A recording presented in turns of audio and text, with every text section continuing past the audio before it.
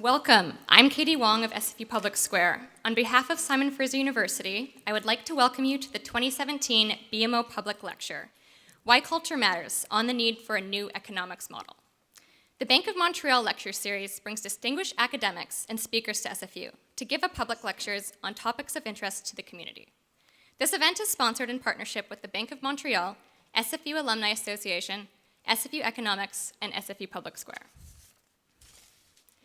I want to begin by acknowledging that we are privileged to be gathered here this evening on the unceded territory of the Musqueam, Squamish, and Tsleil-Waututh peoples. Let me now welcome Robert Weston, President of the SFU Alumni Association Board of Directors, to introduce our speaker, Dr. Nathan Nunn.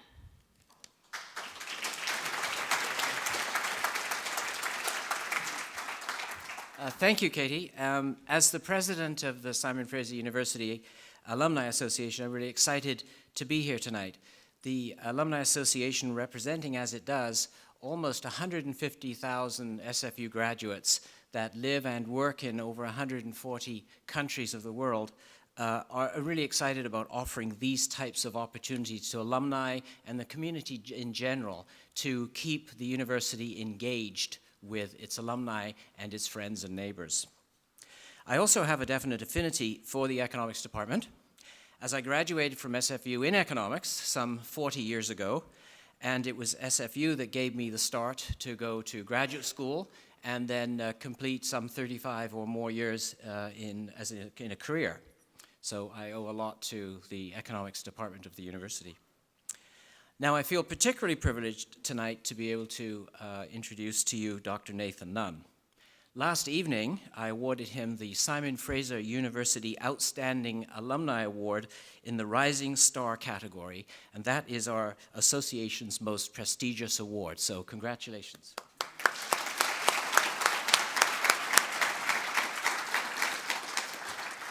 Dr. Nunn is Frederick E. Abbey Professor of Economics at Harvard University. Dr. Nunn was born in Canada, and last night I learned from Vanderhoof, a town not much smaller than where I started, and he later received his PhD from the University of Toronto in 2005. His primary research interests are economic history, economic development, cultural economics, political economy, and international trade. The International Monetary Fund named Dr. Nunn as one of the 25 economists under 45 who are shaping the way we think about our global economy.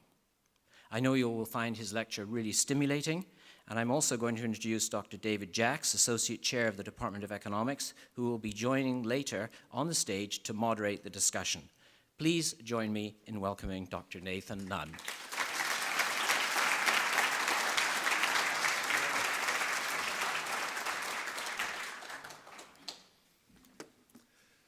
Thanks everyone for coming. Everyone can hear me? Yeah. So it's a great honor to be here. And basically for the next 45 minutes, I'm just going to tell you a little bit about the research that I've been doing for the last 5, 6, 7 years. And so hopefully you'll find it interesting. So let's get to it. Simple question, should I steal? Okay, so thought experiment. I live in Cambridge, Massachusetts. I have a little dog, black dog named Max. I walk, me or my wife walks him every evening. There's an alleyway, and sometimes we cut through the alleyway. It's behind a school that's off of our road. So the simple thought experiment is you're going through the alleyway, you come across someone. The someone, you're pretty certain that they have money on them, and should you steal from them, okay? And so this is part of what economics cares about, predicting human behavior. And what would be the standard economic model? So this would be Economics 101. And the traditional answer, well, you need to know what's the benefit from stealing. Okay, so how much money does that person really have on them?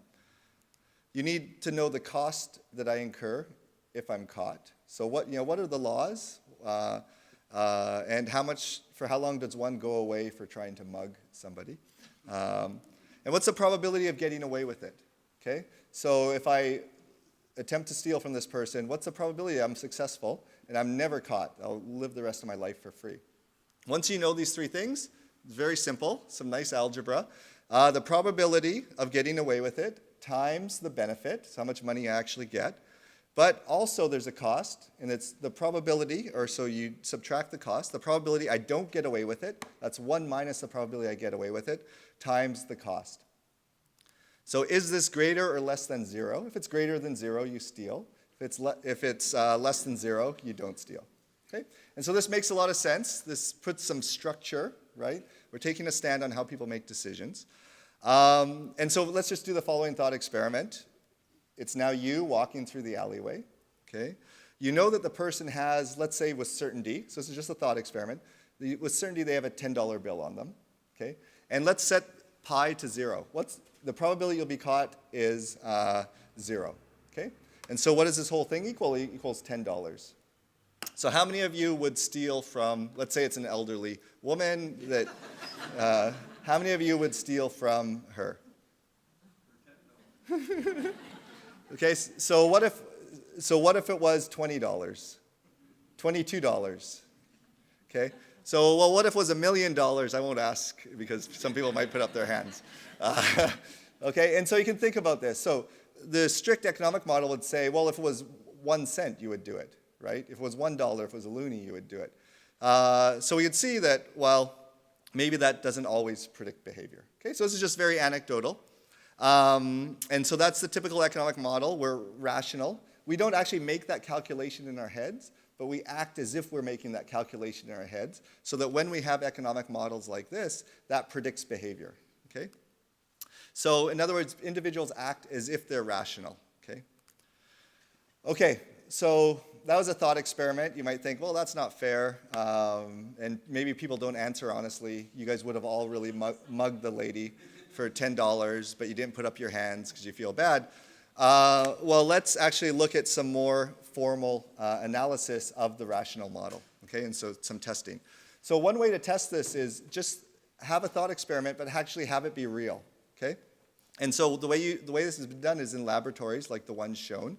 So you're in this little cubicle, nobody's watching you, it's all automated, and you have a decision that's being made. So the decision in this case, this is one of the simplest, is let's say you're given $10, okay?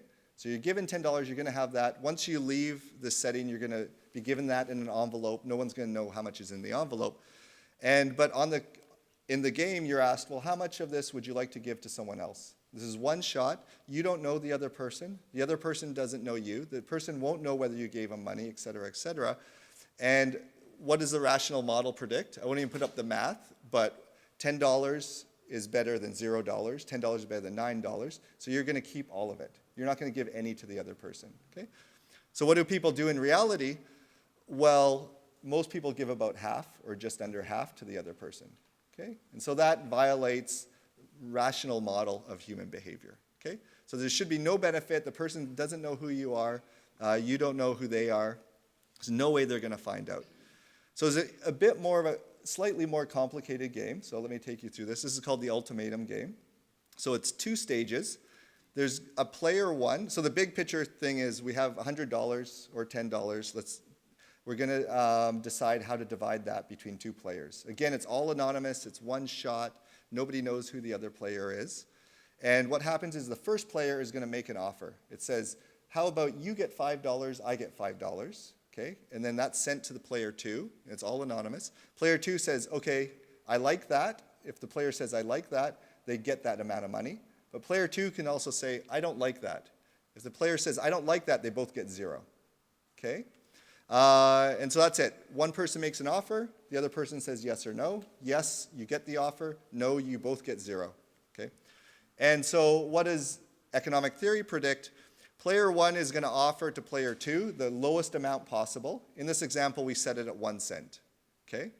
And player 2 is going to accept that. 1 cent is better than 0 cents, right?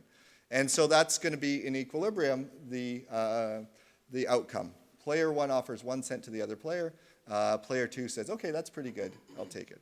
In reality, what happens, player 1 offers 50%. That's the typical offer.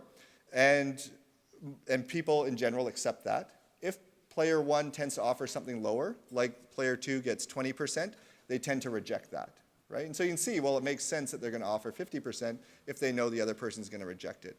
But rejecting it doesn't make any sense at all, right? 20% of $10 is better than $0, okay? So again, the rational economic model fails, okay? So just as an aside, do we ever see behavior that is rational? Does anyone know the answer to this? So think of the ultimatum game, for example.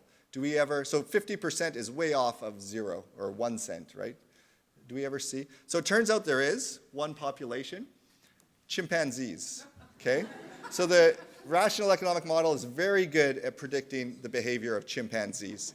So I won't go into the details of this. This is a recent science article by, but this is the setup, basically. You can't explain to chimpanzees and tell them how to use the computer, but you can set up a series of rods where one person pulls one distribution, the other, or one chimpanzee, the other chimpanzee pulls it further so that they both get it. So chimpanzees basically, even if offers are really, really unfair, they'll accept them. And they'll say, okay, 1 grape is better than no grapes. And so that's fine. Okay, so I could go through many, many more examples, and I think throughout the talk you'll see more examples of this, but this raises the question of, well, why does the rational model fail? Okay?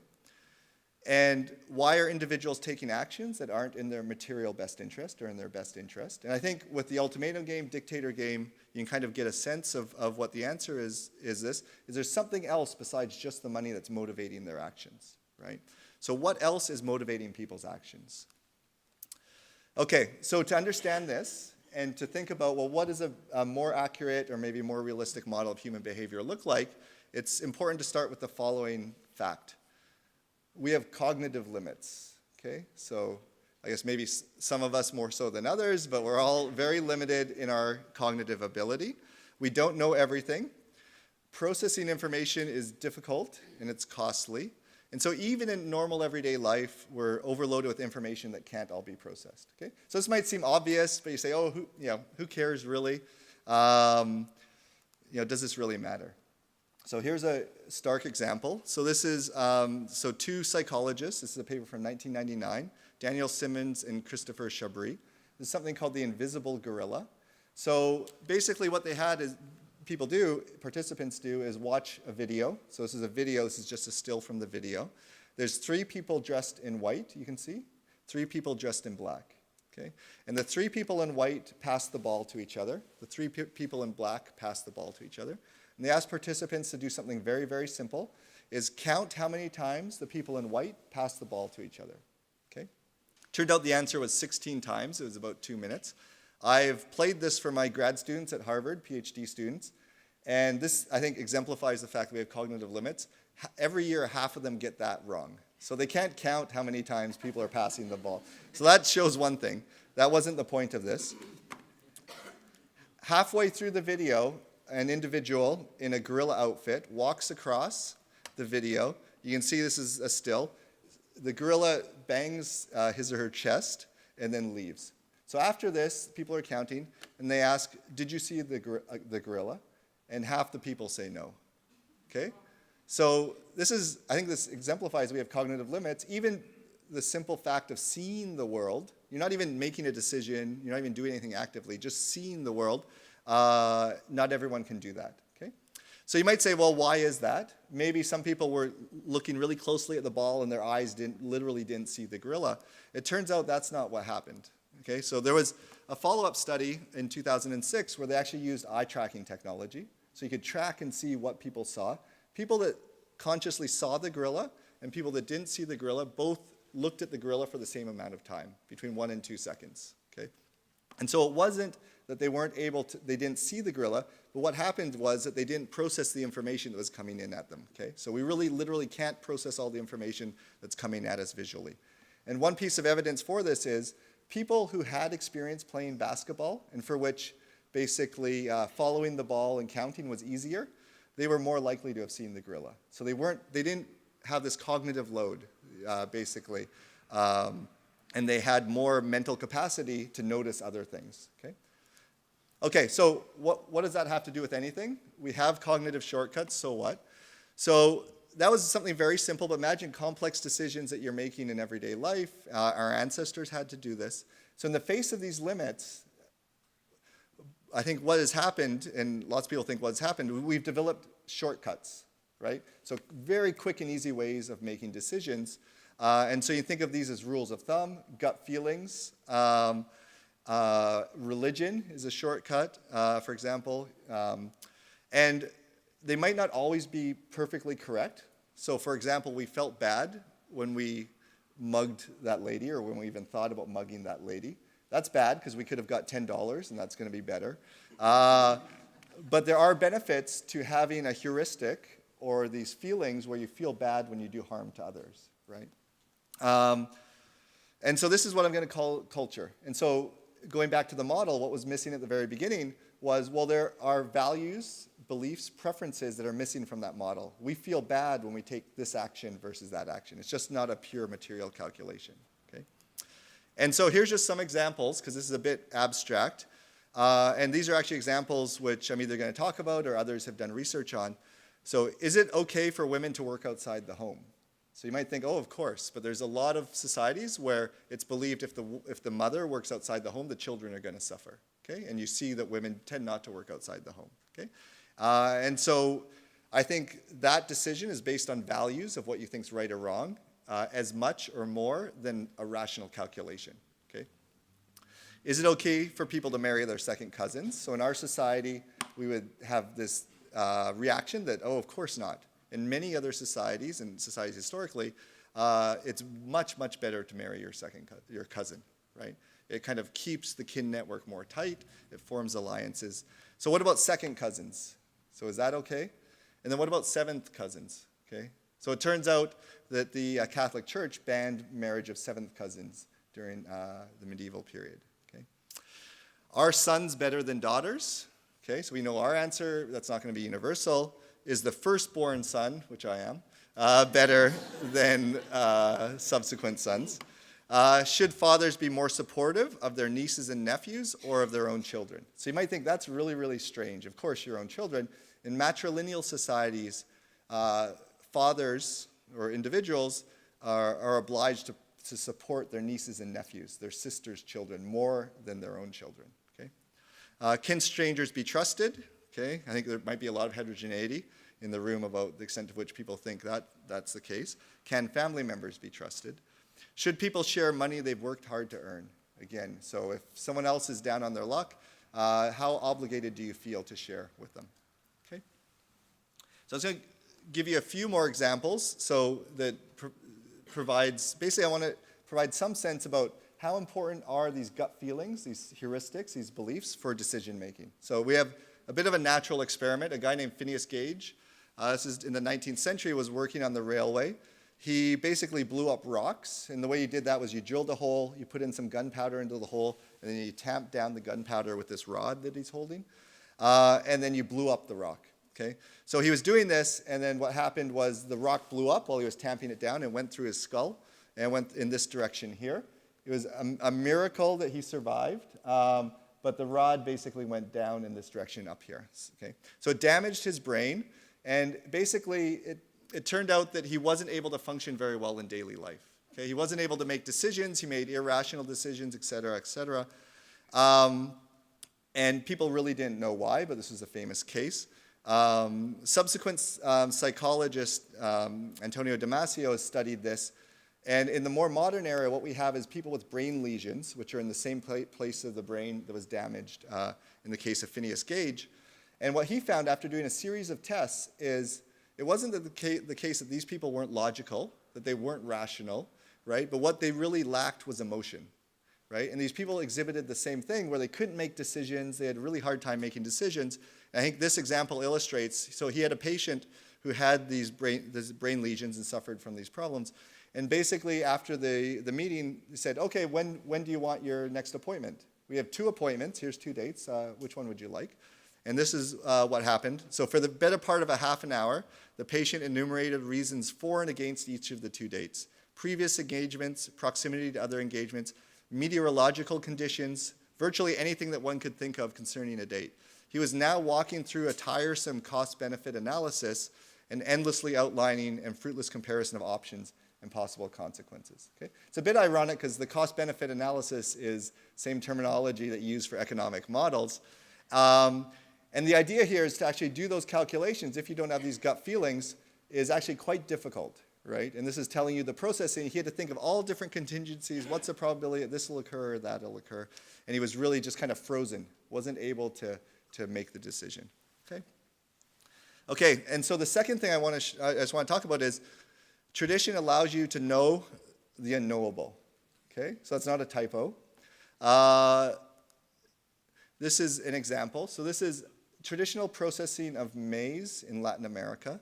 So you take dried corn, dried maize, you boil it for 40 minutes, and then you're going to take it out of the water, strain it, and then mash it up into dough or masa, and then have tortillas or other kind of yummy food. But what you do before you boil it is you put a bunch of ash in the water, or you put some certain types of dirt in the water. And no one really knew why. They said, oh, it tastes better, or this is the way my grandmother taught me, this is the way my mother taught me. So it turns out if you have a diet that's primarily maize, which societies that had this method were, that you'll get something called pellagra. So maize doesn't have enough niacin. You'll get skin rashes, dementia, and then you'll die if it's bad enough. And it turns out this is called alkali processing. It breaks down the existing amount of niacin that's in the corn and allows your body to absorb it.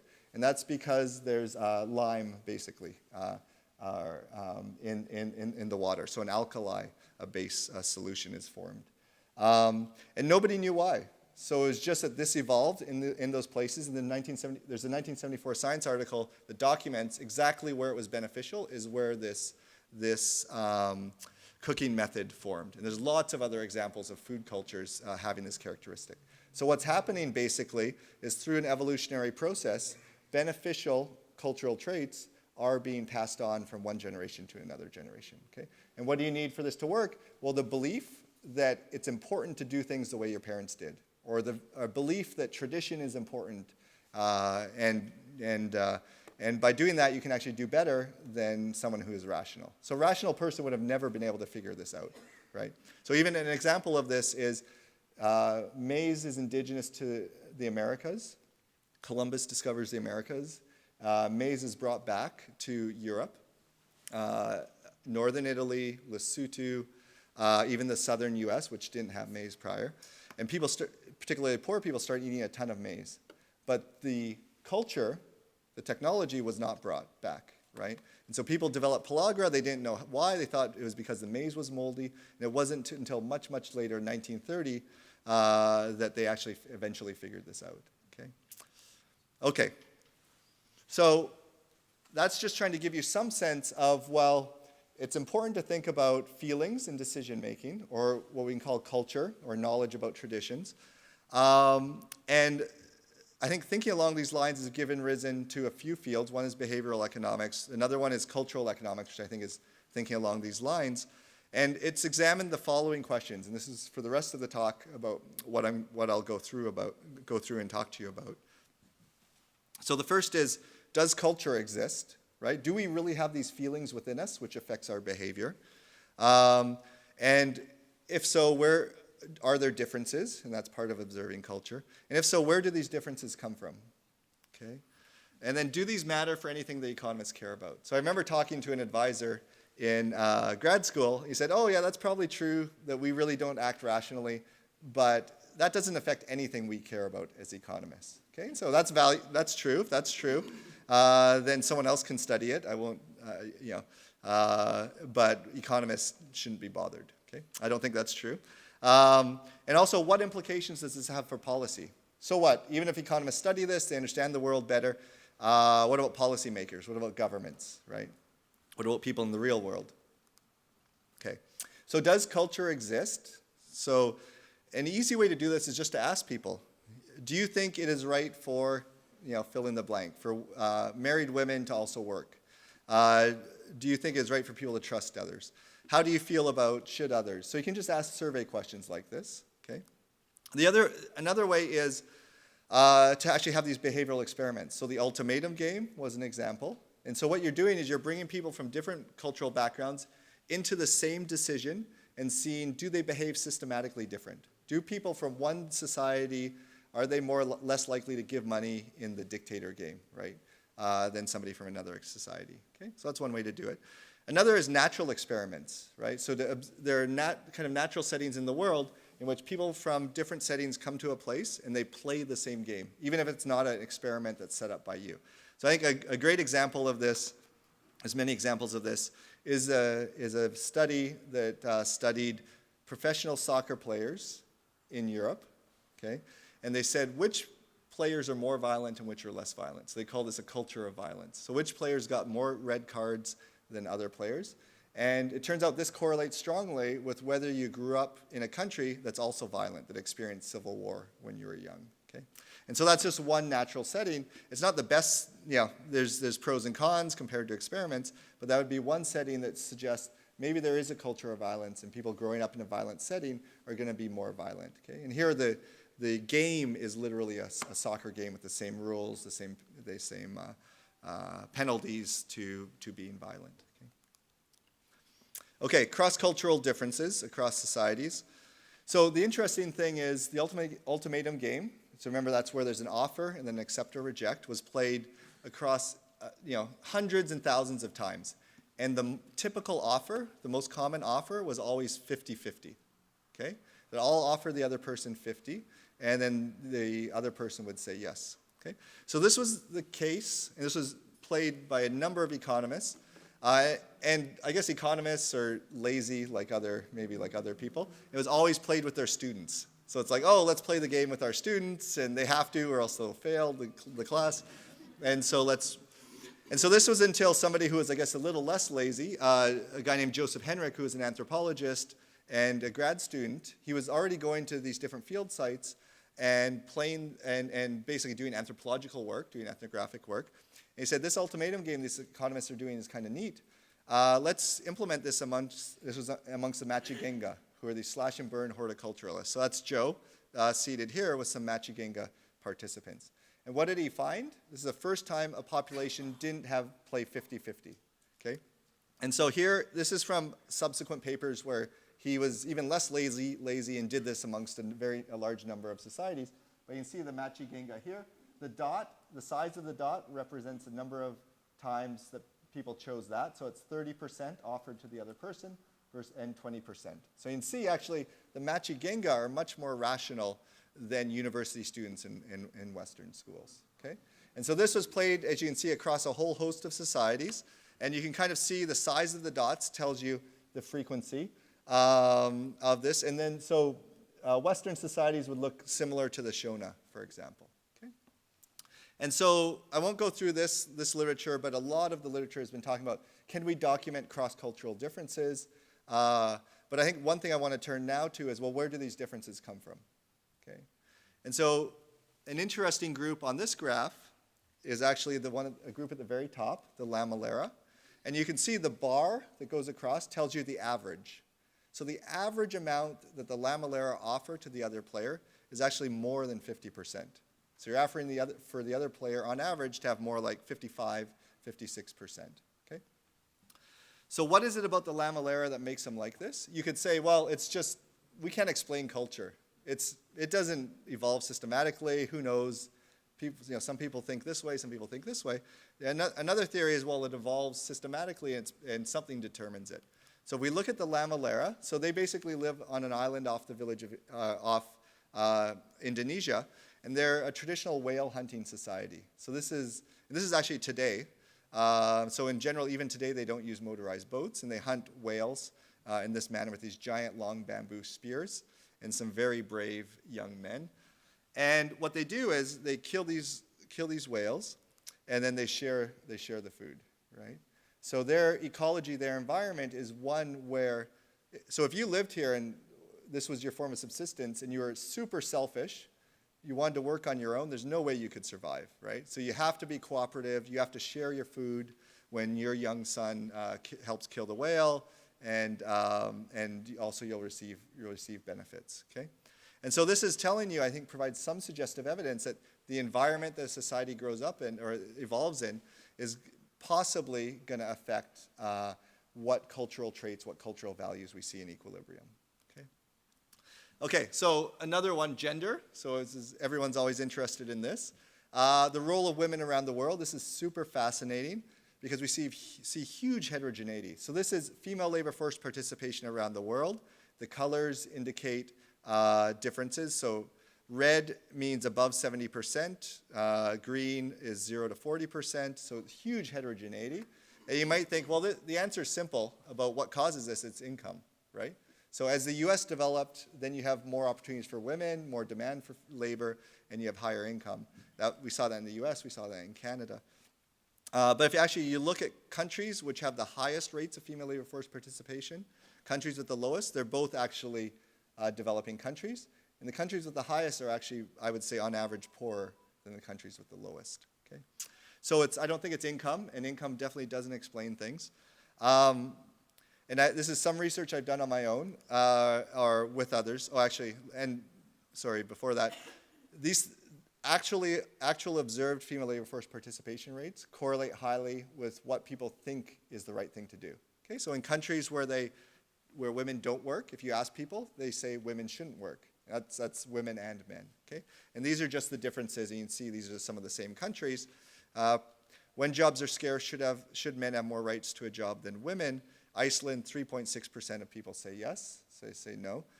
Egypt, 95%. You can see these other countries. Okay, so it's a huge variation, actually. So it turns out, again, this is some research I've done with co-authors, that this can be explained, a big chunk of this, so maybe 30% of this, by what technologies, that societies used hundreds of years ago, even thousands of years ago. So if we go far enough back in time, or that far back in time, prior to industrialization, vast majority of people were in agriculture. Okay? And there were two dominant forms of agriculture back then. One is plow agriculture, where the picture on your left is traditional plowing. And here the plow is an implement. It goes through the ground continuously. It overturns the soil, kills weeds, aerates the soil. Super, super efficient. It's often pulled by an animal. But what it requires is a lot of upper body strength. Okay? The other form of agriculture is called swidden agriculture, or slash and burn agriculture. And that's basically you'll burn some forest and you'll use a hoe, right? And so that's an example here. Okay? And so there are biological differences between men and women. So men tend to be stronger in their upper body, have stronger grip strength. Men do not bear children. And I think because of that, women in most societies tend to be the ones that look after children. Okay? So this, I think, illustrates it in this case that in this case, this requires a lot of upper body strength, a lot of physical strength. This type of agriculture is more compatible with childcare. Okay? So it doesn't mean that women could not work in plow societies and that men could not work in here, but you did have these little differences that caused men to specialize in agriculture here and women in these types of societies. Okay? And then over time, basically, that became normal, right? In societies, the Western society is an example of this, or Western European societies, where women tended to work within the home and men outside the home. Okay? Then over time, in African societies or other societies, Latin American societies that used the hoe, that basically women worked outside the home just as much. Okay? So these basically underlying technologies then caused a gender division of labor, which became seen as normal. And it turns out you see that even today, even outside of agriculture. So we've moved outside of agriculture. We're in manufacturing, and these norms or these values also carry over into education. And so you might think, what determines whether one uses the hoe or the plow? Well, it has to do with agricultural conditions and also what types of crops you grow. Okay, so I won't go into that, but so another piece of research I've done is looking at the slave trades in Africa. So the slave trades are this very large trade in human beings. 20 million people were taken from the continent in Africa and were brought to basically the destinations shown, which is the Americas as well as the Middle East. And so this is something I started to research in graduate school. An amazing thing, once you get to the very micro level and ask, how was it that these people became enslaved? So first, it wasn't Europeans going and enslaving them. Europeans really couldn't go on land because they would die of malaria or yellow fever. And sometimes it was one society raiding another society, but actually a big chunk of the time it was friends and family members turning on each other. Okay, so this is one sample of 144 people. A linguist named Sigismund Kelle, who was a German linguist, basically was interested in their language, documenting their language, and he asked, oh, by the way, how is it that you became a slave? And so if you just go through the documents and look at this, you find that 20% were sold or tricked by a relative or a friend. Okay? So basically the slave trade created this dynamic where people had to turn on one another in order to protect themselves. So in order to protect yourself, you needed guns or iron. Most societies didn't have these. So how did you get them? You traded with the Europeans. What did Europeans wanted? Well, they only wanted slaves. So in order to get these things to protect yourself, you had to turn on somebody, okay? And maybe the day before, you just happened to have a fight with your best friend. You're mad at them anyways, so why not talk to a slave merchant and said, okay, my friend's going to be coming down the road. At this time, we'll grab him. Okay, so that was very, very, very common. Okay. So the analysis basically looked at how many slaves or how intensively did each of 800 different ethnic groups within Africa experience the slave trade. And it turns out in places or amongst ethnic groups that experience the slave trade more severely, people today report, when you ask them these survey questions, that they trust their friends less. They trust their family members less, okay? Even though the slave trade ended 100 years ago, okay? And that makes complete sense that basically if you have these norms of distrust, you're going to do a lot better during this environment of the slave trade, okay? Or maybe you'll adopt these norms of distrust. Okay, so those are a few examples of long-run determinants. We're talking like hundreds of years or thousands of years. And there's actually a lot of work that's looking at shorter-run determinants, okay? So just very quickly, Giuliano and Spilimbergo, basically they look at individuals. If you basically entered university during a recession, right, then years later in adulthood, you have stronger preferences for redistribution. Okay, so it turns out psychologically these are formative years. You see a recession, you see a lot of people who are having a hard time. It's not because they're lazy, but it's just because of bad luck. So then you think, oh, well, we need redistribution. Violence and conflict. There's been a lot of work done on parts of the world that experience civil wars. Turns out what happens when you experience a civil war or conflict is people bond together within the community. They feel closer to community members, altruism kind of emerges, and this kind of can often permanently increase the cohesion and good feelings within a community. There's a study done by 2 economists, which basically they wanted to ask, what is the impact of 4th of July? This is a socialization activity. Plausibly, it could cause you to become more patriotic. And basically what they do is they have this neat trick where if you just looked at the correlations in the data, you would see people that go to 4th of July activities, they're more patriotic, okay? So that means 4th of July causes patriotism, right? So no, everyone, right? Because it's going to go the other way around. So how do we get a causal effect from 4th of July to patriotism? Well, the way we do this is we look and see, did it rain on the 4th of July or on the 4th of Julys when you were growing up, okay? And basically 4th of July activities are all outdoors, barbecue, fireworks, parades. If it rained, that's exogenous, right? The individual's not causing this.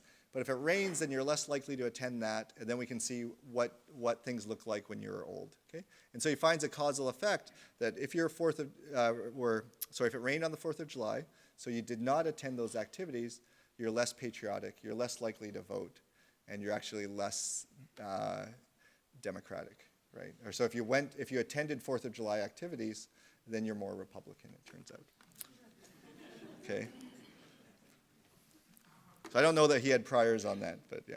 So the Democrats really did not like that finding.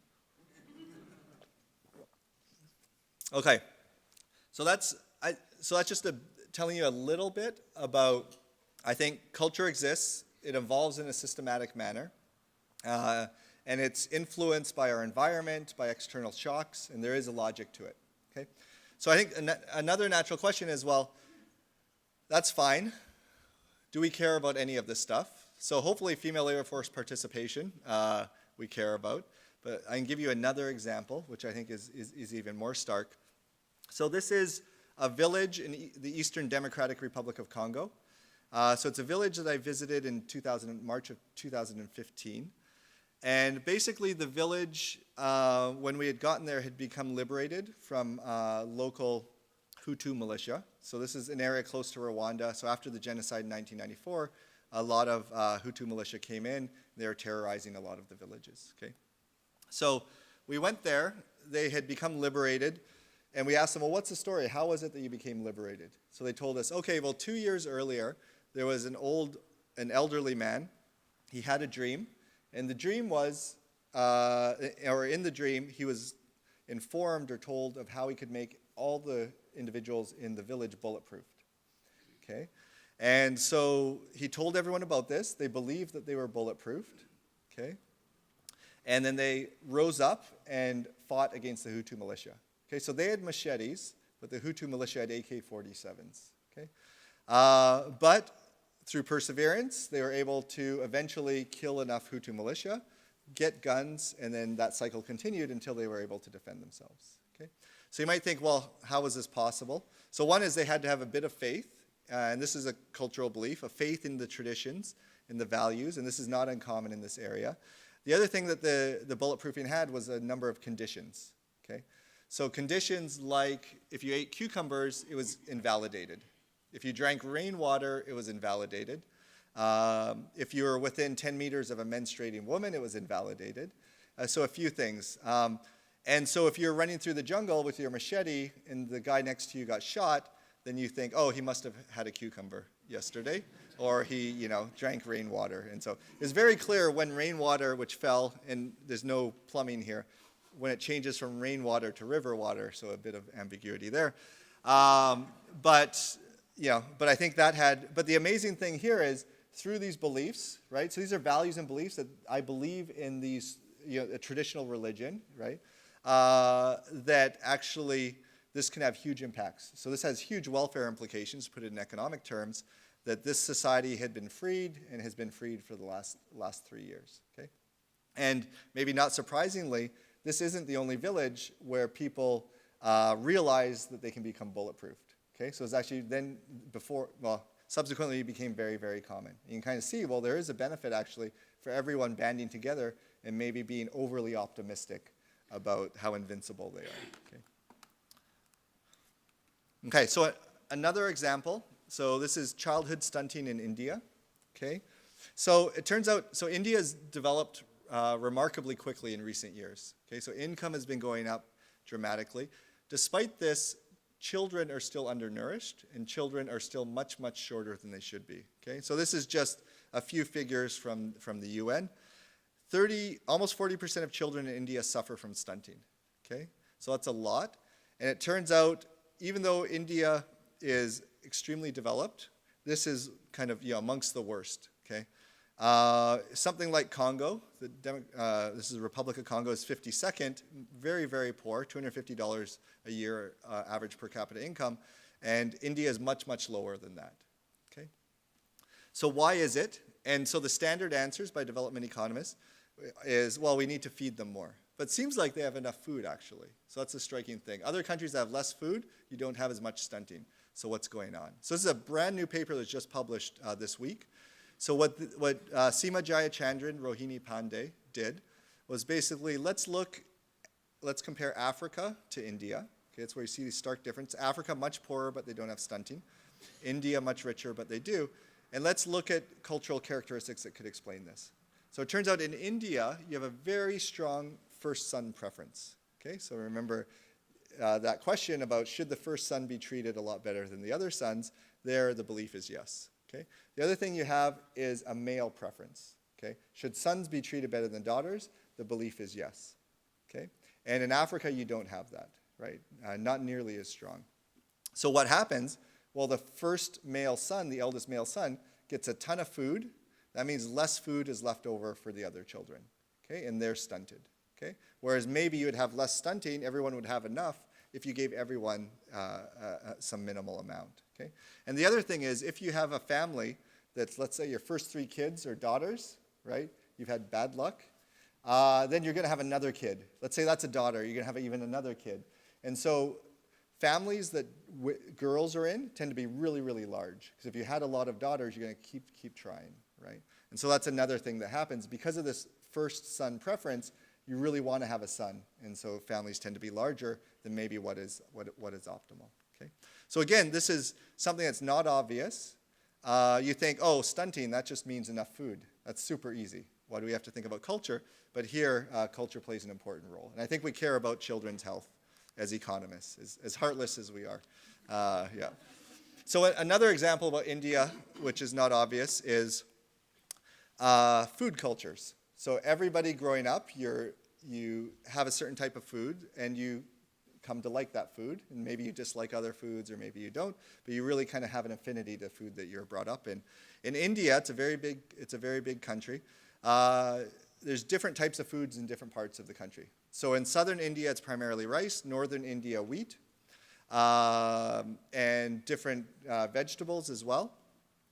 And in India, you also have a lot of migration across states. Okay? So this is a paper by David Atkin, an economist at MIT, and he basically documents when immigrants move from one state to another, what they tend to do is eat their old food. Okay? So that makes sense, but what if the food that you're used to is super hard to find, is a specialty item, and super expensive? Okay? And remember, this is India where we have a lot of stunting. Are you still going to insist on eating your old food, even if it means less money, or that basically you have less money or less resources for food in general? Okay? And basically what he shows is that's the case. Right? So even when you have children that are stunted, you still insist on eating your old basket of food or your old bundle of food when you move to a new location, even if it means less calories, right? Thanks. Okay, so in the last 5 minutes, I'm going to talk about, well, what implications does this have for policy? Okay, and so this is actually, honestly, the stuff I've thought about the least. It's maybe the last year or so, but I think it might be potentially the most important. Okay. So I'll give you 3 examples: provision of health, fertilizer use, and education of girls. So a big issue in development economics is we've made all of these advances in medicine. So if there's one thing we know, it's how to make people healthier by going to the doctor or by giving them vaccines, polio vaccines, treating them with malaria, et cetera. But there are many high-profile cases of people in developing countries refusing Western medicine. Okay, so people donate money, they give their time, Doctors Without Borders, they go there, try and help them, and they say, no, no, no, don't stick that needle in my kid. And why? And so this is an extreme example. Ebola, the Ebola outbreak in Western Africa, people were avoiding hospitals if they had Ebola. And one reason is because they thought Ebola was created by Western doctors, and it was a conspiracy theory in which they'd be killed. So, really, really distrustful of Western medicine. So you could say, well, that's completely irrational. I don't understand why these people think that, and they're not accepting the stuff that's good for them. So if you look back in the history of these places, what you had actually in the early 1900s were colonial medical campaigns. So here's 2 photos of examples from that. So basically, this is under colonial rule, so these populations don't have all the freedom that they would probably desire.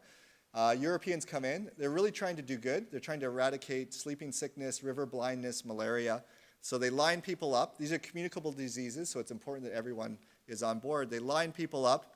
They number them. So these are pictures for sleeping sickness. To diagnose sleeping sickness, you had to give people a spinal tap, so not a pleasant experience, but from their point of view, it was worth it. So line them up, force them at gunpoint, if necessary, to undertake these things. And actually, during this time, the main treatment was something called a toxal. And this is an arsenic, so basically arsenic-based drug.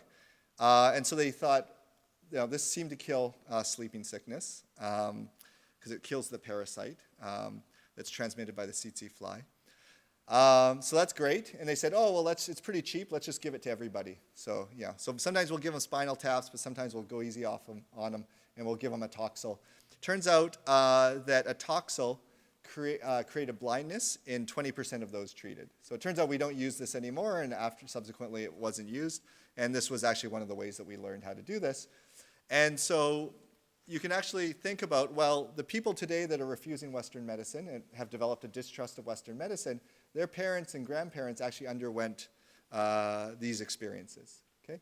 So actually, 2 of my students said, well, let's see if that history of colonialism, and particularly this type of colonialism, had effects on distrust of Western medicine. And that can explain why people are refusing all of this great Western aid. And so what they did is looked at the intensity, and this is the number of visits, which is kind of staggering, 24 visits in some of these places, of these colonial medical campaigns. And you see exactly in these places where people were visited intensively that people have a distrust for Western medicine. And today, so that's what these graphs are showing. These, on the x-axis is times visited, and on the y-axis is basically people refusing HIV treatment or HIV diagnostics. Okay? And so people hear these stories, and there are actually traditional songs and poems about the Europeans coming and then doing these terrible things. You know, they have this distrust. Effectively, they're saying, we've seen this before, and no thanks, we don't need this. Okay? And so, you know, a rational calculation, they would have a different answer. But here, based on these heuristics on culture, they have a different answer. Okay, so for policy, what is this telling us? Well, we need to do more, and maybe educational campaigns, than just show up with this great technology and wonder why people aren't accepting it. Okay? And this actually tells you exactly where the information campaigns are more important, and where they are need to be more intensively administered. Okay? So another example is fertilizer use in Africa. So the quote here is from a famous agronomist, which is basically showing what the graph shows. The graph shows fertilizer consumption in different regions around the world. Here it's pretty much flat within Africa, whereas other places it's gone up, right? And agricultural production has gone up as well, where there's been fertilizer use, okay? So basically the quote says, you know, everyone else has adopted fertilizer, they can feed themselves, but not Africans, okay? So it's a bit of a puzzle. So people have started to think about this, well, why not Africans? A natural thing is, well, paying money for fertilizer, and then whether it works or not, some of it could be fake, that's risky. So maybe Africans aren't as much of risk takers, so they're more risk averse. So in this graph, which is from surveys by a number of economists, Arm and Falk and co-authors, red means they're less likely to take risks, blue means they're more likely to take risks. Okay? And so you see that's not the case. Africans actually are very willing to take risks, at least according to these surveys. So maybe they're less patient, actually. Okay? So patience, dark blue is patient, red is less patient. We see us in Canada, we're very patient. Okay? Australians are very patient. Western Europeans are very patient. Africans aren't as patient, but they're not really different than Asians or Latin Americans. Okay? So that doesn't seem to explain it. And patience is important because you spend money today and you have to wait till the crop harvest. So a bit running out of time, I think this is interesting. There's a marshmallow experiment. So in Stanford's in the 1960s, an experiment to test patience. And so what they did with kids, about 4 years old, put a marshmallow in front of them or some other treat and said, if you wait 10 minutes, I'm going to put you in this room by yourself with the marshmallow. If you wait 10 minutes, you'll get 2 marshmallows. And they basically waited to see how long they could wait before eating the marshmallow or licking it or doing other things. And it turned out this was an incredibly good predictor of success later in life. Okay? So could you delay instantaneous gratification for a future reward? So this is a paper that came out in Science just this year. They did this. Again, this was primarily in European cultures, Western European cultures. They did this amongst a farming culture named the Nso in Cameroon. And this is a picture actually from the experiment. So it was a little tree. And these guys were off the charts. These kids were much, much more patient than even Germans, which was the comparison group. And basically just blew them out of the water. Okay? And so it's not that Africans are less patient, right? I think, yeah, so I think this makes a lot of sense. Okay, so we've thought a little bit about this in the context of the DRC. And I'll just give you a little bit of the evidence that we're just starting to accumulate. So these are vignettes, these are stories. So the story is, imagine we are in a village outside of Kananga. This is a city in the DRC. The primary crop is maize. Imagine that one farmer named Matumbo has a maize harvest that is twice as large as other farmers in the village. So he could have used fertilizer, right? And now he has this great harvest. So what will others believe is the most likely reason for Matumbo's success? So these are the number of people, that's in the blue, that their answers. Okay, these are kind of open-ended, and then we categorize them. 65% say that it's because of the use of fetishes, witchcraft, or ancestors. 37 say hard work, so he cultivated good. Prayers or blessings, skill or good luck. Okay, so if you use fertilizer and then your neighbors think you're using witchcraft, that's probably not a good thing. Okay, so witchcraft is looked down upon, even though it's very common, and people often think witchcraft comes at a cost. So in order for you to benefit, you have to have cursed someone else. Okay, so in the same year, one of the other farmers has a particularly terrible harvest, and his crop is completely eaten by insects. How likely is it others will blame Mutombo for the ruined crop? In other words, I cursed my neighbor, and then I was able to get his benefits through this. And so 36% or 80%, or sorry, 36 out of 165, 80, will say very likely or likely. So people will connect these two things, which are, to us, maybe not so connectable. Okay?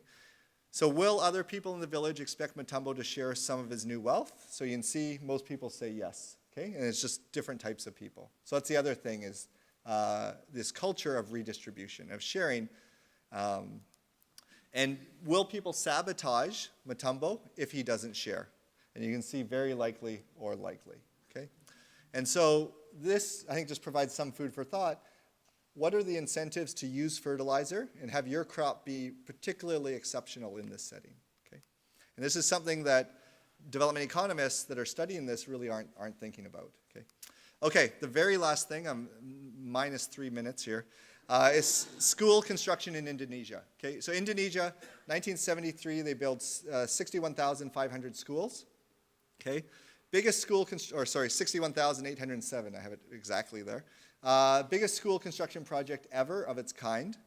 Okay, so great, we built these elementary schools, and once economists then evaluated this, what you saw is huge increase in the number of boys going to school, but no increase in the number of girls going to school. Okay? And actually, nobody wrote up that result about no increase in girls because, you know, that's not that exciting. So this is in a paper with a few co-authors. We went back, revisited this, and it turns out the no effect on girls masks a huge amount of heterogeneity. In some societies, it had a huge impact. So schools were built and families sent their daughters to school. In other societies, they just didn't send their daughters to school. Why? Oh, and the other thing is we looked in Zambia, which also had a similar school construction project, exactly the same thing. Why? So it turns out to understand this, you have to understand marriage, which might not be obvious. So the marriage customs, in at least the subset of these societies, is something called a bride price. So this is when you get married. So you can think about our Western societies. When you get married, there's all these weird customs, things you wear, things you do. In some societies, these customs come with a transfer of wealth. So in bride price societies, the groom's parents pay money to the bride's parents. Okay? And so the important thing to understand, it turns out that if the daughter or the bride is more educated, then that money that's transferred is a lot higher. Okay, so elementary school education, it's doubled. High school, it's doubled. College, it's doubled. And we're talking 1 or 2 years income. Okay, so in bride price societies, parents basically realize, oh, there's a school down the street. I can send my daughter to school. If I do, right, I'll get this amount of money 3, 4, 5, 10 years down the line. Non-bride price societies, they didn't have this extra monetary incentive. And it's costly to send your daughter to school. She could be helping out, and so they didn't send it. Okay? So the important thing here for policymakers, so this is just some data. You went and you can ask people what's the second most important. And it turns out there's an app. So you can download this right now as I'm speaking. Lobola is the word for bride price used in southern Africa, or the southern part of the continent of Africa. And you can have a calculator, and you can calculate your lobola. I've done this. It's 10 cows. Which I was very, very proud of. And you know, the second or third thing they ask is, what's your education? Okay? As well as how well can you cook, and are you a virgin, and these sorts of things. So that's proof that education is important. But the important thing here for policymakers is, with certain cultural traits, it's enough to just build schools, and then people will come. With other cultural traits, so without bride price, for example, just building schools isn't enough. Maybe you needed to subsidize, have a conditional cash transfer, provide free lunches, something else. Okay. Okay, so just to summarize, we have cognitive limits. I think this is the foundation of this all. Culture, these beliefs, value, religion provides a shortcut at decision making. It can be even better than rationality. And we observe cultural differences across societies. These things, I believe, evolve through a systematic process, through evolutionary forces. So we can see where the traits that are more beneficial are more likely to exist. They're important determinants of things we care about. Okay? So culture does matter for things economists care about, and even for policy. I think if we're like trying to improve the world, it helps to understand the people that you're trying to help, right? It helps to understand the cultural context, the way they think, the way they view the world. Okay? So that might seem really strange, but believe it or not, the World Bank and many development economists take a one-size-fits-all policy and says, here's our Western view, we're going to implement this, and then we're really annoyed if it's not working. Okay? And so that's a summary of what I've been thinking about for the last little while. So thank you.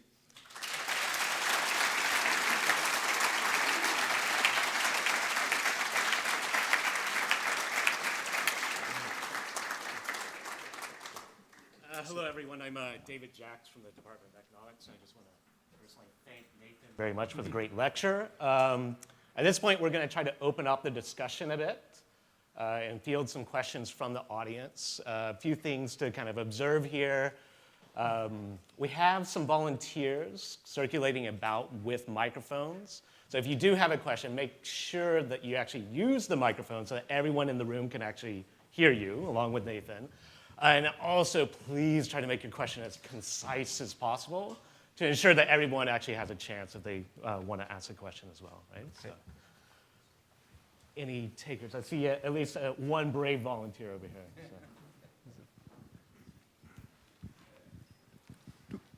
So. Two things I learned from your lecture. Okay. One, I know why you're not stunted. Okay. Yeah. You're the firstborn. Yeah. The second thing was the biggest flaw in economic science is it's not based on rational thinking. It's based on culture. The biggest flaw is that it is or is not. It's not based on rational thinking. It's based on, like you said, it's not based on rational thinking. It's based on culture. That real life human behavior. Yeah. Okay. We had Brian. So a lot of this work has looked at the effect of culture on the things that we as Westerners care about. But of course, the culture, a lot of these cultural practices and beliefs are things that their society, that people value in and of themselves. Has there been any progress made in economics on incorporating people's valuation of their own culture into evaluation of policy or into decision making by governments? No. So I don't think so. Even just the simple things I talked about, which wasn't trying to value culture per se or even talk about welfare per se. So like the education thing, for example, is just, we want people to become educated. So that hasn't been done. And then another thing that's kind of interesting is, so that's within economics. In the real world, there are attempts to do things like this. So for example, in many societies, believe it or not, or maybe it's easy to believe, bride price is viewed very negatively. So it's viewed from the Western view is, grooms, when they're paying this money or their family's paying this money, they feel like they're buying the bride, right? And even bride price is a Western word. Bride wealth is actually the more common term. And that's not how they view it. They view it as a gift of appreciation for the parents of the daughter who's now leaving the daughter's house, or the parent's house, for putting all this effort into raising a great daughter. And that's why you give more money when the daughter's more educated, is because you put in more money, you invested more in the daughter. And so bride price is actually, it's attempting, governments are trying to get rid of it actually. And if it has these, without recognizing maybe it has these effects, right? Overall, what's the net, is it good or bad, and how do we value it? We're very, very far from that. But I think one thing that governments are doing is trying to get rid of stuff they haven't really thought about or done these economic analyses about. So witchcraft is another example. So definitely governments are trying to get rid of witchcraft. There's some bad things about it. But maybe the example shows that there might be some good things and might have some value. And so, yeah. Okay, so we had a question here. Sure. Hello. Thank you, Hi. Dr. Nunn, for your presentation. It was fascinating. My name is William Hall. I'm from the University of British Columbia. I'm a student there. My question was kind of about whether you've seen examples, and you talked about the so what can we do about it? Mm-hmm. So you're talking about maybe using additional incentives to try and get people to abandon, you could say, these traditional heuristics that have served them well over hundreds of years. I wonder if you've seen examples of that, and whether your recommendations, like a general recommendation would be to try and use additional incentives to override the traditional heuristics, or like you said, work with those traditional things like witchcraft, or maybe give the fertilizer to the shaman or whoever it is and say, maybe you could give this to people. So if you just wonder if you could speak to that. Yeah, so I think the easiest thing and most conservative thing would be exactly what you said last, was to work with the traditions. So when you go into a society, don't immediately impose the Western traditions, which are completely foreign to them, but instead say, oh, how do things function here? So just give you one example of a study we're doing in the Democratic Republic of Congo. When aid organizations come in, they typically have to work with the local chief. You need some cooperation, so you have to give them a little bit of autonomy. Maybe they're going to distribute goods. But the problem is the chief has an incentive to steal, right? And so what do Western organizations do? Well, let's set up a committee that's representative of the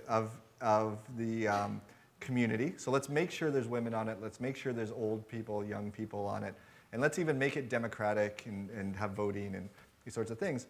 But they've kind of missed that actually in many societies there are pre-existing organizations. So in the societies we're looking at, these are called age sets. So these are young men which have formed of the same age. And what these young men have traditionally been responsible for is overseeing the chief, right? In some sense, because they're young and healthy and they can protest and be aggressive if they need to. So villagers come to these young men and basically say, we're having these problems. And the young men as an age group, and they undergo initiation rituals, so they're very bonded, basically monitor the chief, right? So that's actually the exact opposite. There's a committee there already. It's just of one gender. In some cases, it's women, actually. Just one gender, and it's one homogenous age group, right? But the Western view is, oh, no, it has to be representative, and so you're completely ignoring. And so what we're looking at is, well, what if you just did the simple thing and just use their pre-existing traditions? Will you get less corruption, right? And so that's just a simple thing. We're not trying to eradicate anything. No value judgment. It's just saying, well, let's actually learn a little bit about these societies and work with them. Yeah. All right, Hi, Nathan. Thank you very Hi. much. I actually heard you on CBC driving into Delta, Oh, great. and I'm glad I did. And I came here early, and all the seats were taken, but I came anyhow, hoping I'd get in, and I did. I actually came specifically because I am working on a project, and I'm hoping you can maybe speak to it. I'm actually working on a project. It's called Emerging African Entrepreneurs, and we go in and we actually educate and provide microfinancing for entrepreneurs in Africa. Now, I'm going to be going to take a role of entrepreneurship literacy into the school systems in East Africa. Based on your experience and suggestion of an education campaign for the adoption of Western medicine, based on that, what you mentioned earlier, what initial approach would likely work the best when it comes to education and entrepreneurship in East Africa? Right. So, yeah. So I think the first thing I would do, and maybe you're already doing this, is sit down, have a lot of focus groups, and ask people the questions related to this. So, why? If people refuse Western medicine, why? Right. And so I think that's not done enough with NGOs. They don't have time to do this. They don't have often. And so if you're already doing that, that's great. Surveys would be great, so then you're not just getting a very small sample. And then just think creatively about the answers. So there's one study which is recent by an economist. What they did is they brought in a microscope, and they just had people come along, and they showed them germs under the microscope, right? So it's a very hard, like, why do you need to wash your hands? Who cares? And once you show them that, that's something tangible they can understand. They're like, oh, you're not just making up stories. This is actually something. And they found that increased, yeah. So that, you show them, you explain it to them. And so I think that's a bit more creative. I don't think that's regularly done. But I think really understanding why is it that people are doing this, what's the logic, I think is helpful. And so the context is super, super important, yeah. Yeah, there's a question there. So thank you for the amazing lecture. So my main question is how persistent culture is, but I just want to give one example. So there are a lot of societies where the participation of women labor force has increased over time because of industrialization or different positive correlations. So those, what do you think are the circumstances where the economic necessity of people triumphs their cultural norms? Where, for example, in a society where women were not working for years, thousands of years, just because of increased economic necessity that if they don't work, their family is not gonna have to starve tonight. Yeah. That economic necessity makes them work, overcoming that cultural norm. Yeah. So how persistent culture is. Yeah. So I think it's definitely the case that culture is sticky, and it evolves slowly, and sometimes it can evolve quickly in other times. But it also has a logic to it, right? So cultural traits that are more beneficial in terms of people have higher income, so they have more kids, or they're more successful, those cultural traits are going to do better. Either you'll have more kids, and they'll be passed on, or people will adopt that. They'll say, oh, that guy's really rich, so he's entrepreneurial and rich, I'm going to copy him.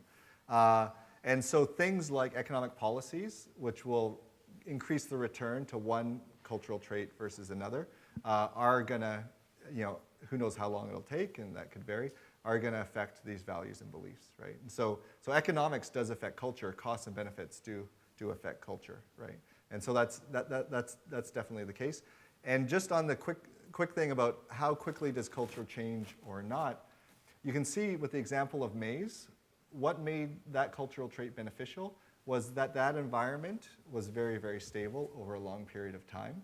When an environment is changing very quickly, then these cultural values that are passed on from one generation to another generation can become outdated. And I think in environments that are unstable, people then stop valuing tradition. So maybe you no longer are as religious as you were. And I think we see that in Western societies where there's been a huge amount of economic growth since the Industrial Revolution. And you can think that people value, plausibly, tradition less now than in the past. And that's kind of something you mentioned, where there's instability, and then maybe people are going to abandon culture. And it's because it's effectively not going to work as well as it would have in a stable environment, right? Yeah. We had a question here from one of our... Yeah, thank you very much for sharing your knowledge. I'm from Tanzania, and I worked, born there and worked for many years as medical statistician, but for Oxfam as well. You gave the example of schools where in Indonesia. The same thing happened in Mozambique and other. What I found and what others also found was that when the schools were built, they didn't build any latrines or washrooms. So the boys could pee anywhere, but women couldn't. Same in Vancouver. You don't find many washrooms. You can see. And the boys pee everywhere. Yeah, boys pee everywhere in the hot sun. So I was wondering, and also the issue of gender of teachers, because when there are teachers who are females, and especially in Indonesia, but even in Muslim, where the teachers who are females are highly valued, I was wondering if that factor is considered, because I've seen that the gender issue is ignored, and then you get, it's part of culture issues, and the economics go haywire, because most of the economics are also male-oriented or, anyway. So that's my question. And the second question was about the medical side. You said that there were certain ethnic groups or tribes who were not accepting Western medicine. But now there are a lot of African doctors who are trained. Same with indigenous doctors in Canada, where people are more respective and the indigenous doctors are respecting the indigenous culture. So I was wondering, because most of African countries have been independent now for 50 years, and poverty has increased, but thank you. Yeah, so maybe you can comment. On the second one, this is something we're very interested in studying in the Congo. There are Western doctors that are African, from Africa or African, or whatever country you're in, Congolese in our case. But there's also traditional doctors, so what we in the West would call witch doctors. And they both want to drum up business for themselves. And so they do, the witch doctors will trash talk Western doctors and vice versa, Western doctors. Sometimes you'll see an individual is very educated and has a foot in both and says, oh, I can understand the logic of both. And so, yeah, so that is a constant battle. And for people that have, you have a sick child, and do you take them to the Western doctor or a traditional healer? Traditional healer is typically a lot cheaper. Which do you decide? And this is an important public health issue. And on the first point, it's super important. Actually, there's a recent study by someone named Angelia Dukia, who's in Chicago Harris, basically where she looked at education of daughters, and whether they had female latrines was basically a huge determinant, right? And it's not like, you could think, oh, well, women could use the unisex, or girls could use the unisex latrine, but it's these cultural issues of shame, and you feel ashamed, and there's gender inequalities. And so that's exactly right. And that's part of, if you're from the outside, building schools, understanding the culture of the environment and being culturally sensitive, and then understanding what other things have to accompany this. So yeah, that's a good example. There we go. Thank you. Thank you, Dr. Nunn, for your insightful lecture. I'm also from the University of British Columbia, and I've heard amazing things about you in the department. My question is, I'm thinking knowledge about social norms and culture has been created or has been talked about before in, say, in disciplines like anthropology, geography. Yeah. I'm wondering, and there's also evidence to suggest that other social scientists, barring economists, are more likely to cite each other or take from each other's work.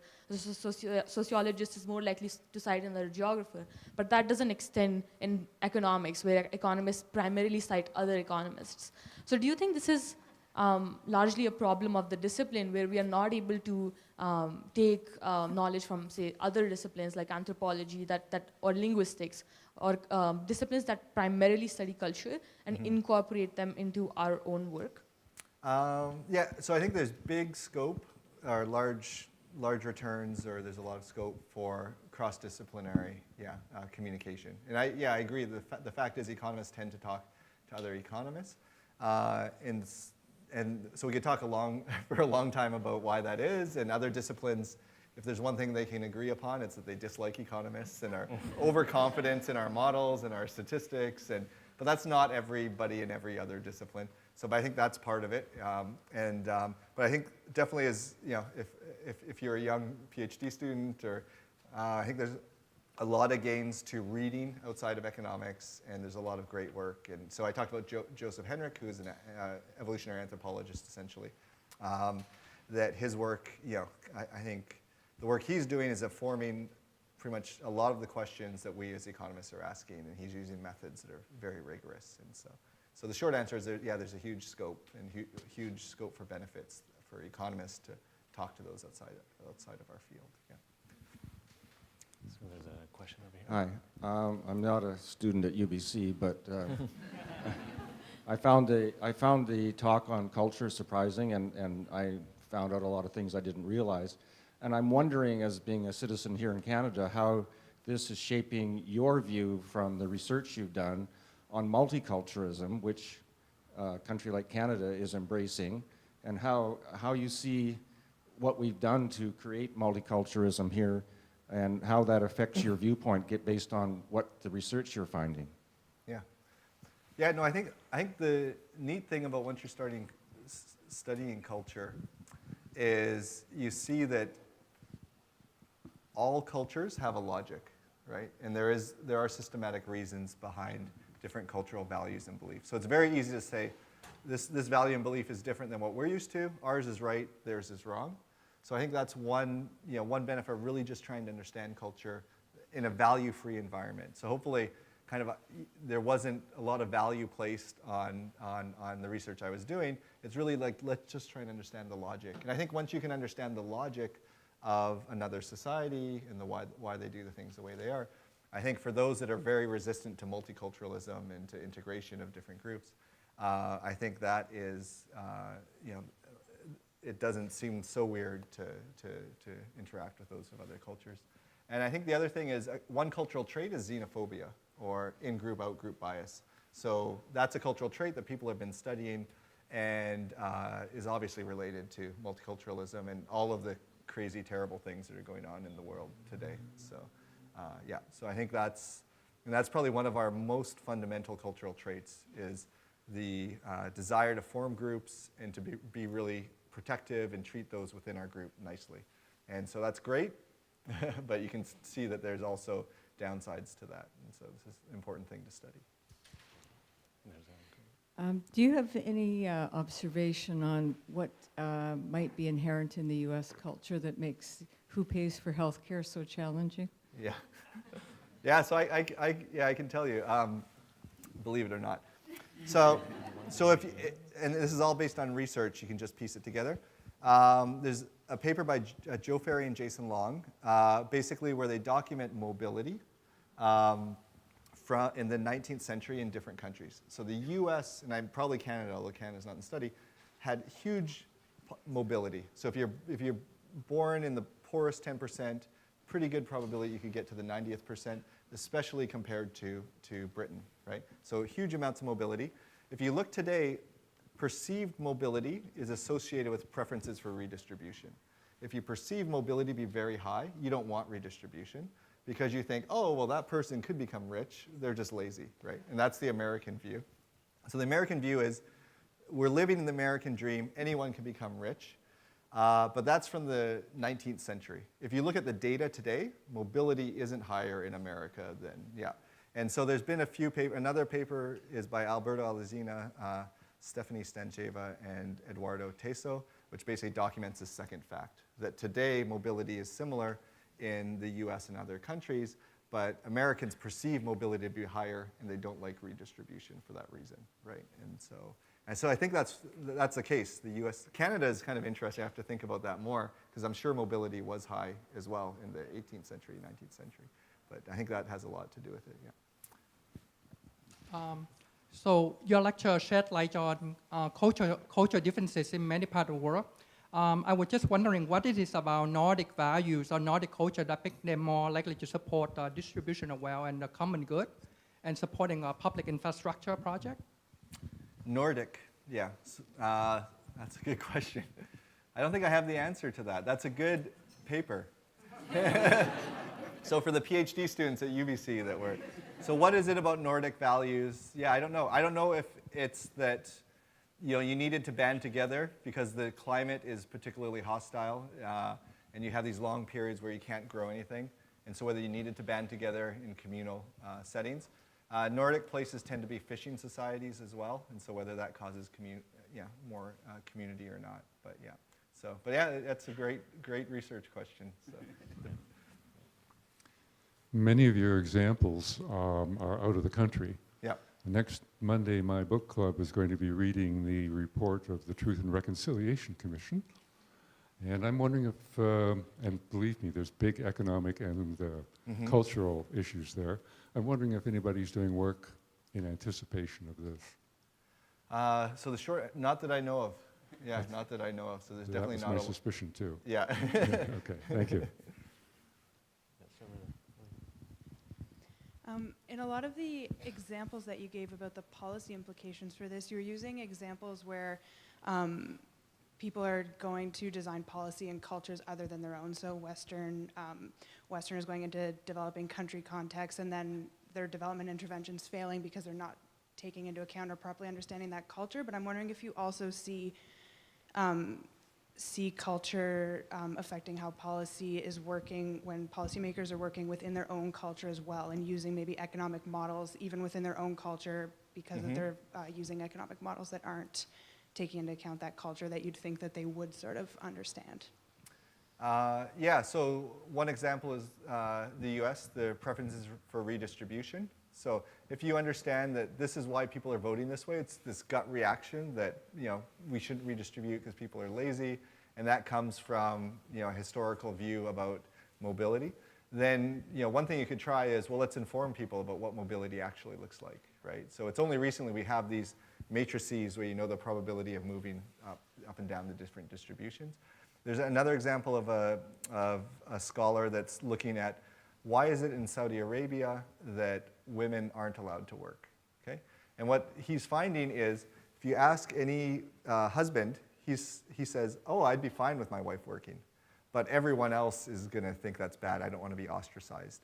But you ask every individual, and they're all fine with women working, but they think others aren't fine with it. So you do have this traditional culture, but people's thinking has changed, but they're just too afraid to voice it. And so really you're stuck in this bad equilibrium, and you just how do you shock everyone and get everyone to realize, oh, no, nobody cares if women work. And so he has some ideas, but that's another case where it's the Saudi government that's kind of supporting this.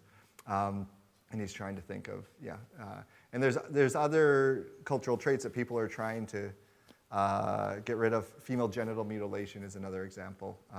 And so governments are trying to think about why do we have this equilibrium? What purpose, if any, does this serve?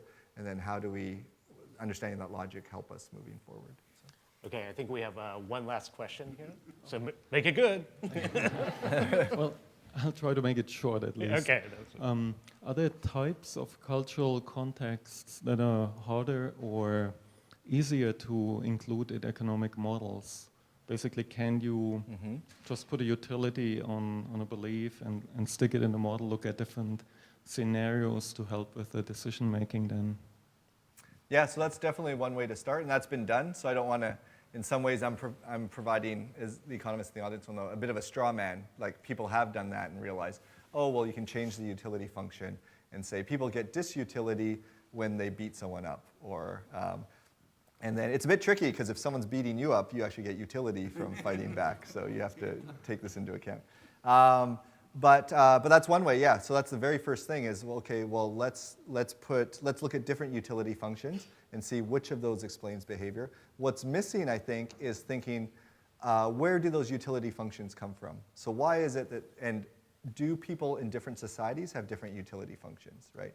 So one thing that's been documented is this culture of honor. So just since I'm talking about fighting, in some societies, it's viewed as very wrong if someone insults you and you don't fight back and you don't beat them up. Or someone insults your mother or your wife, and so this is called a culture of honor. In other societies, it's more like, no, the right thing to do is turn the other cheek. And it turns out there's evidence that this comes from, again, what type of subsistence your ancestors were involved in. And if you're in a herding society, right, where your honor was very important because that kept others from stealing from you, so that showed that you're a really tough guy.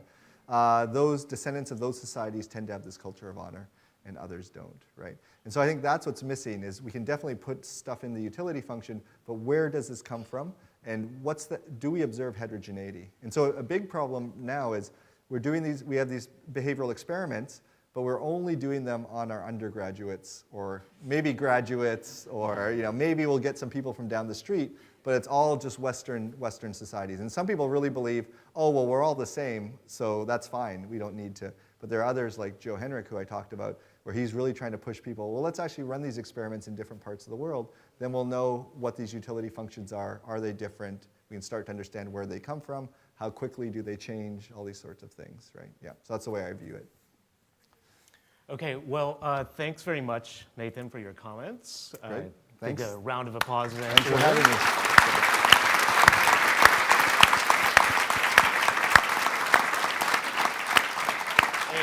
And we, as the Department of Economics, would also like to thank some people who have helped us out with this event. SFU Alumni Association, SFU Public Square, for kind of drumming up public interest and really helping us coordinate and organize this entire thing. Thanks also to the Bank of Montreal that provides continued financial support for running this lecture series generally every fall. And then finally, thank you all for showing up as a small token of gesture, appreciation. We do have a reception immediately after this, right outside, so please feel free to continue the discussion. Again, thank you once again, and everyone have a good evening. All right, thanks.